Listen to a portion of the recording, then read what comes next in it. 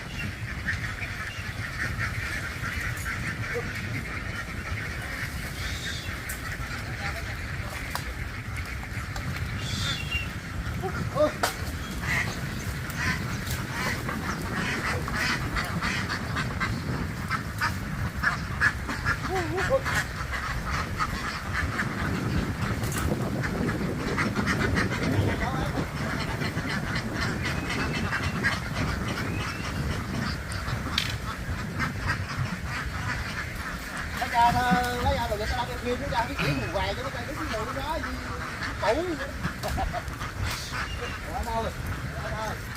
Vịt này đi xe viết quen hay gì nè, nó đợi tới nó chạy lên luôn à.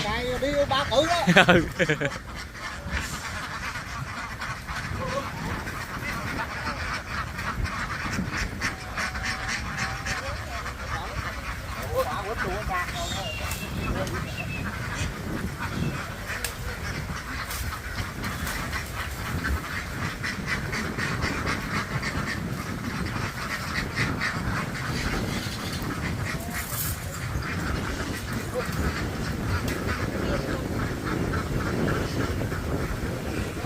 Qua vô.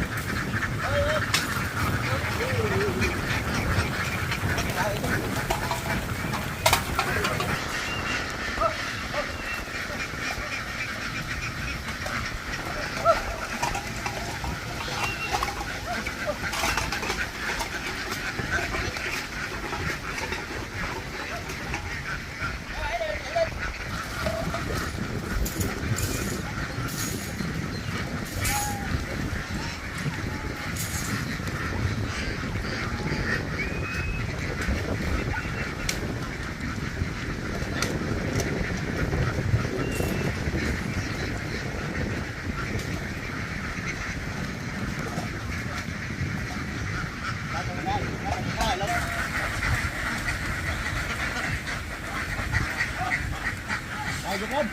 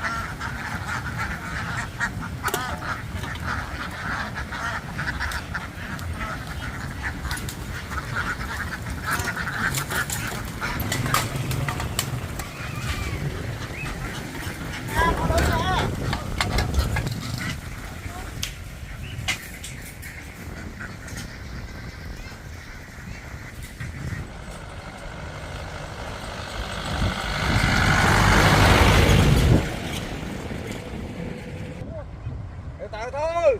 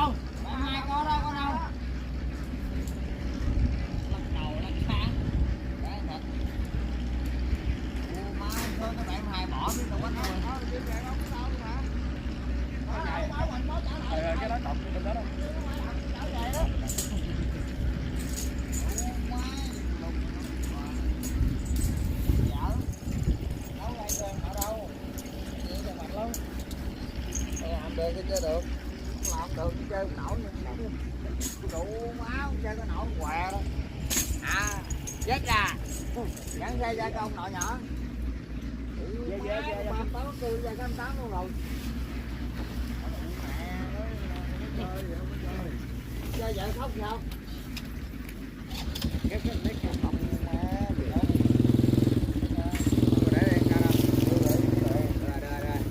rồi vợ mẹ ngủ đi cứ nhậu tới giờ nó về ngủ tao còn nhậu với nữa ai ngủ tao hỏi ra tao ngủ đó tao được tao cuốn lưới mấy chục tay nè ông nội tụ mấy ông cuốn nội lắm tao nhậu chổng tôi mới ra đó qua nói chả đâu tự không có ngay không nè vợ tôi biết này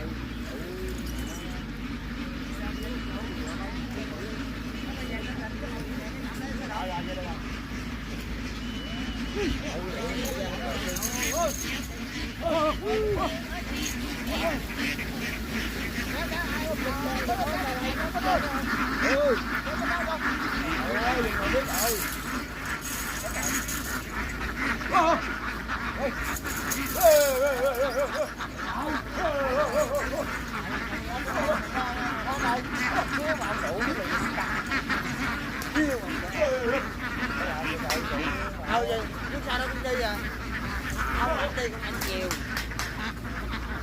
không có phải vô đây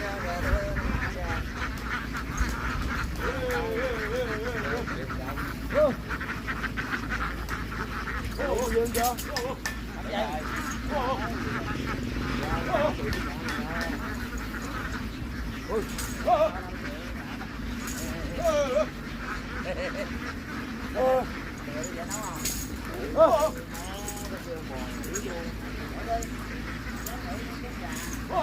Cái dao ngạo đủ má.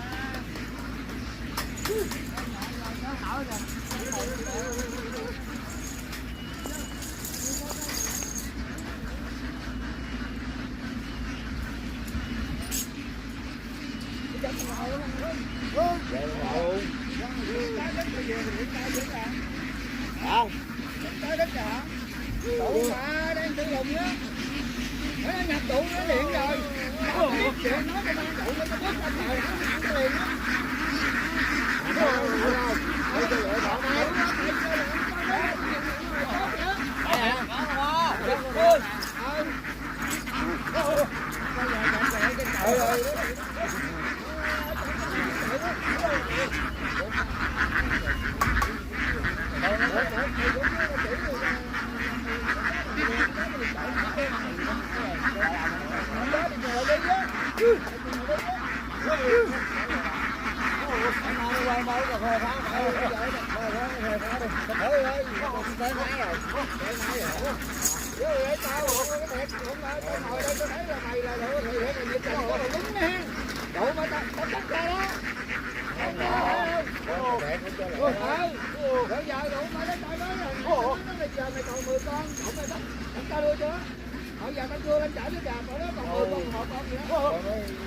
Mình cho luôn rồi mới trả cho mình trả.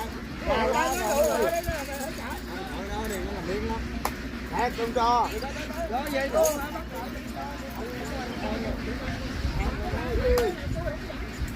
Không giao chứ không. Không đâu mà nhận cái gì. Không biết nghe gì đâu.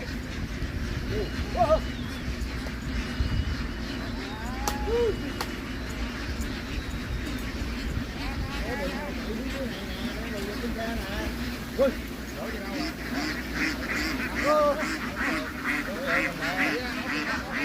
Đổ con lên xe với mày nè. Ui.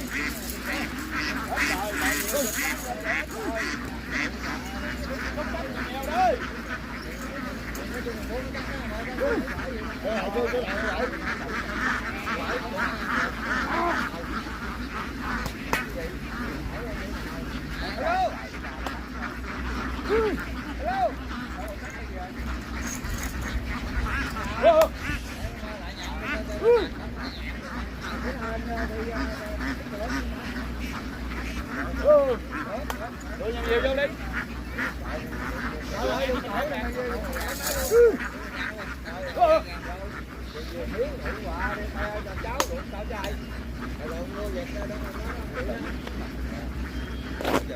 Hello.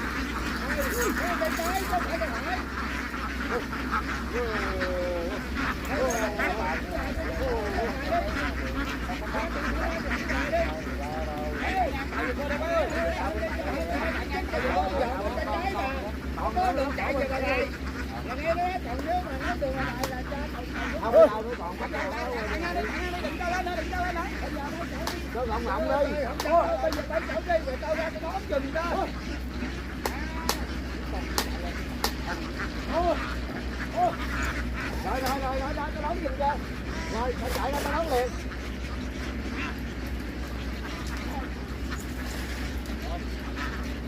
Ôi. Ôi. Ôi.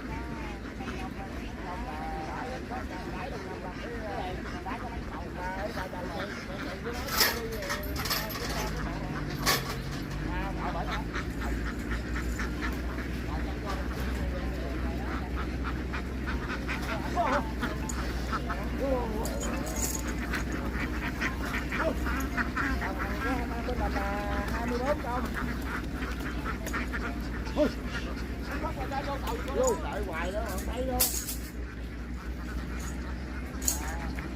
Phải già già đó.